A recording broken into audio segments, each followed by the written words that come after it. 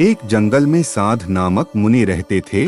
उन्होंने तप करके बहुत सी विद्या हासिल की। एक दिन ध्यान लगाने के बाद जब उनकी आंखें खुली तो उनके हाथ में आसमान से एक गिलहरियां गिरी। वह गिलहरी खून से लथपथ थी क्योंकि वो चील के पंजों से छूटकर मुनि के हाथ में आ गिरी थी। गिलहरी मौत के डर से कांप रही थी। मुनि को उसके ऊपर दया आ गई। उन्होंने सोचा क्यों न इसे अपनी विद्या से अपनी बेटी बना लूं। मेरी पत्नी कब से संतान प्राप्ति की चाह रख रही है, लेकिन उसके भाग्य में संतान है ही नहीं। अब यह बात बताकर उसे दुखी करने की जगह कुछ साल इस गिलहरी को ही बेटी बनाकर उसे सौंप देता हूँ।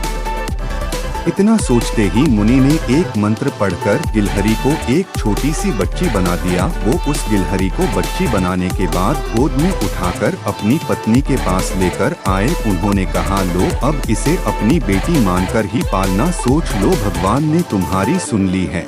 मुनि की पत्नी छोटी बच्ची देखकर खुश हो गई। अब गिलहरी से बच्ची बनी लड़की मुनि के घर में बड़े लाड़ प्यार से पलने लगी। मुनि की पत्नी ने कुछ दिनों के बाद बच्ची का नाम वेदांता रखा।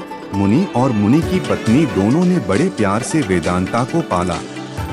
मुनि को बहुत खुशी थी कि उसकी पत्नी को अपनी ममता लुटाने के लिए एक बेटी मिल गई। कुछ समय के बाद उसकी परवरिश में मुनि भूल ही गए कि वो एक गिलहरी है।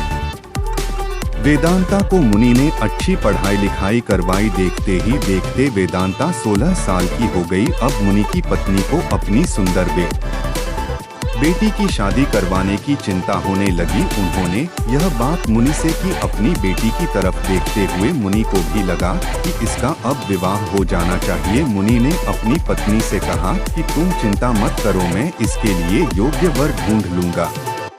मुनि को लगा कि मेरी बेटी बहुत सुंदर है और उसकी शिक्षा दीक्षा भी अच्छी हुई है, इसलिए उन्होंने अपनी सिद्धि से सूर्य देव को पुकारा। सूर्य देव ने मुनि को प्रणाम करके बुलाने की वजह पूछी। तब मुनि ने कहा, मेरी बेटी विवाह के योग्य हो गई है, मैं चाहता हूँ कि आप इसके पति बने।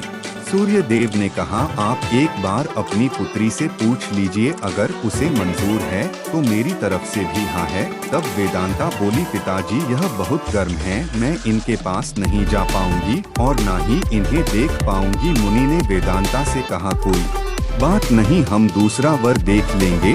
तभी सूर्य देव ने कहा, हे मुनिवर, मुझसे श्रेष्ठ बादल है, आप उनसे बात कीजिए, वह मेरे प्रकाश को भी ढक देते हैं। मुनि ने अब बादल को याद किया। बादल गरजते हुए मुनि के पास पहुँचे और उन्हें नमस्कार किया। इस बार मुनि ने सीधे वेदांता से पूछा, क्या तुम्हें यह वर पसंद है? वेदांता ने जवाब दिया, पिताजी मेरा रंग गोरा है और इनका काला हमारी जोड़ी अच्छी नहीं लगेगी। तब बादल ने मुनि से कहा, आप पवन देव को बुलाइए, वे मुझसे श्रेष्ठ हैं, उनमें मुझे उड़ाकर इधर से उधर ले जाने की ताकत है। अब मुनि ने पवन देव का स्मरण किया। पवन देव के आते ही मुनि ने अपनी बेटी से पूछा, क्या आपको यह वर पसंद है? वेदांता बोली, पिताजी यह तो एक जगह ठहरते ही नहीं हैं, इनके साथ मैं घर कैसे बसा पाऊंगी? इस बार मुनि ने पवन देव से पूछा, मुझे अपनी पुत्री के लिए वर की तलाश है, आप बताइए कि आपसे श्रेष्ठ कौन है? पवन देव ने जवाब दिया, मुनिवर आप पर्वत को बुला सकते हैं, वह मेरा रास्ता रोक देते हैं, वह मुझसे श्रेष्ठ हैं।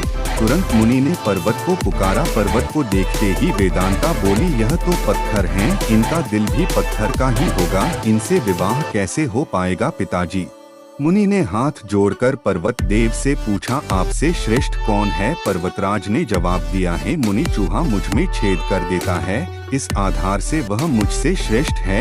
इतना कहते ही पर्वत देव के कान से चूहा नीचे कूदा। वेदांता ने जैसे ही चूहे को देखा वह खुशी के मारे उछल पड़ी। उसने कहा, पिताजी यही मेरा वर बनना चाहिए, मुझे यह पसंद है, इनकी पूंछ कान सब कुछ कितना प्यारा है।